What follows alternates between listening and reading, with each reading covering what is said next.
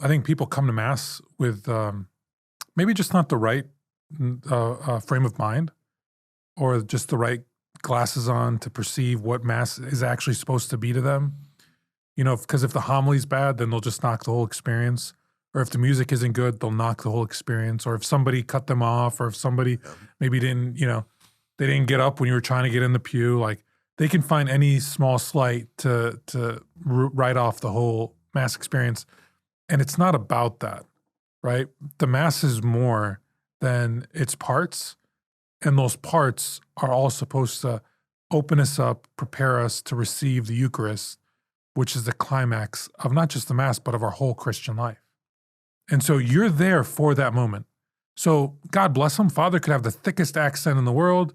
His homilies can be dry as all get out. Yeah, Father, should you try to get better? Of course. Is Father trying to get better? I hope so. And most of the times they're trying. Same goes with the music. Same goes with the greeters, the ushers, all those parts.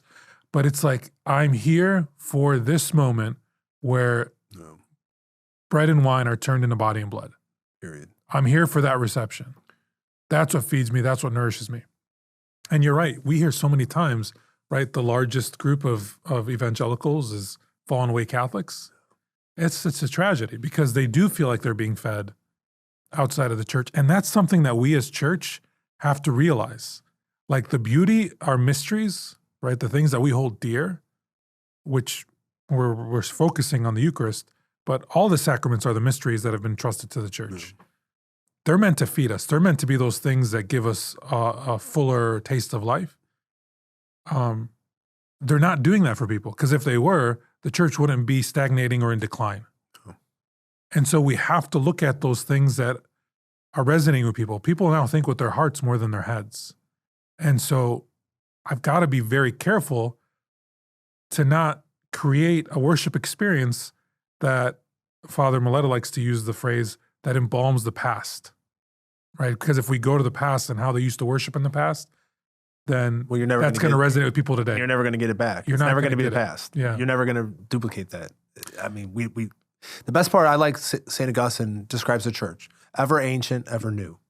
It's both at the same time. It's the ever new thing that people worry about. They don't like anything new. They don't like anything new. We have to acknowledge whether it's church or the grocery store moved the cereal aisle, to somewhere else. I mean, people don't like change. We have to acknowledge though that I see why people are uncomfortable with the ever new part. Yeah. Because they're afraid of losing the pearl of great price that's been given to us. They're afraid of the baby with the bathwater. They're afraid of losing that which makes us Catholic. Yeah.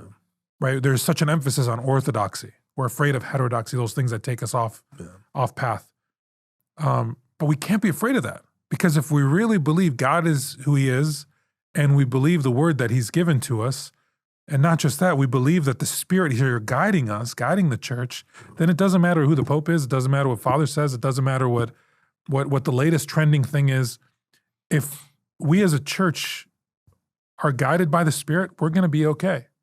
And it's for us to continue to unpack revelation. That's what innovation is. It's not coming up with something new out of the box. It's unpacking that revelation that's been entrusted to us to make it applicable to the times that we live in.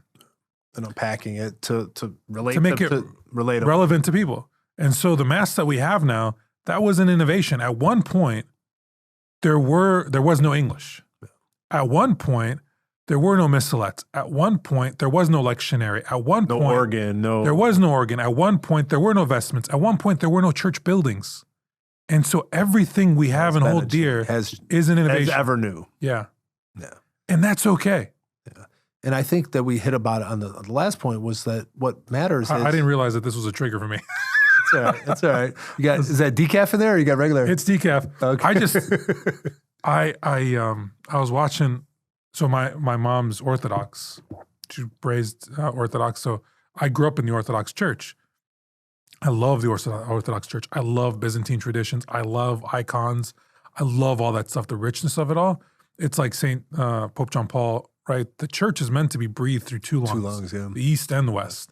And so when you get exposed to it, they've preserved a mystery and a sacredness and a ritualism that we don't have in the West, which I hope we could regain. We kind of lost sight of that, especially in America with the development of the church in the last 50, 70 years. But what I don't like is, again, going back to this hyper rigidity where it's got to be this way, and any deviation from it is heresy. Yeah. Any deviation from it is an affront to the pureness of the faith. Yeah. That just gets me going, because it's like, no, then you're placing church above the Spirit that the Father sent, that Jesus sent. Yeah, and I think too, I think Jesus answers this question with, when he's on the Mount Transfiguration, who does he have on both of his sides? The law, the prophets, Elijah and Moses. Yeah. So you have both. You need both. You need the law, which is as rigid as can be. It's written in stone. Yeah. It's not changing. It's rigid. But then you have the prophets, somebody like Elijah who's calling people for repentance or to change things, or this is corrupt, this needs to change. You need that dynamic between the both, because if, like you said, if it's just rigid, if it's just Pharisees, and if it's only the way we always have done things, then it can turn into stone. That's the trap. It can be so ossified where it doesn't want to ever move, change, or give a little bit. And I get, like what you said, people are worried about, especially when it comes to dogmas and doctrines, or these things that we hold firm to that shouldn't change ever. They're not going to change. So it's a lot of the things outside of the church walls, that things that how we approach the environment, how do we approach immigration reform, how do we approach people who are divorced, how do we approach different things where more practical versus the dogma and the doctrine things. But I think, like you said, a lot of it has to do with how do we approach it. One of the things that really bothers me is when people leave right after communion. If that's when you come to Mass, that I can see once in a while people do have things and they're busy, and that, okay. It does happen. But really, you're getting like 3 to 5 minutes maybe, and you're trying to beat the rush out of the parking lot. But is that the right disposition to bring to church? Not only setting the example, Father Mileto likes to always say to the children that, we always call it the Judas shuffle. The first one to leave after communion was Judas. That's what I tell my son. It's like, no, you stay for the final blessing, and it's just respectful. It's like, we're the guests. We come in.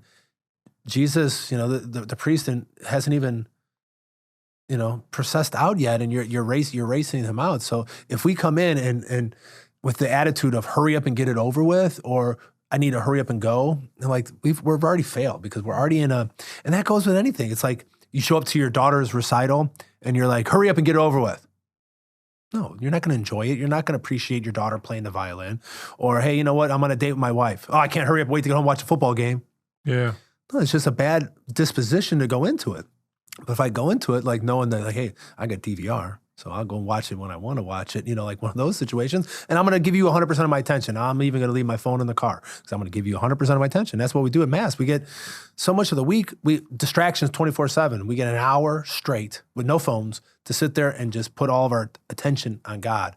And some people don't want to do an hour. It's like, I'm going to do 55 minutes. I'm going to quickly, but I'm happy that Father, is kind of shaming people and calling them out, because it is setting a bad example. He's not, I wouldn't say shaming. Not shaming, but challenging people. He's challenging you. He's holding a higher standard of the way that it should be, and not be, It goes to the self-detachment thing. Yeah. Like, you have to detach from that thing which you think takes priority over completing this act of worship that you obviously have said is important, because you took the time to not only just come here, to wake up on a Sunday, to get dressed, to get the family ready, to make it out to church. Like, it has some value and importance. See it through, right? And so that's the challenge. Detach from those things that you think are pulling you away.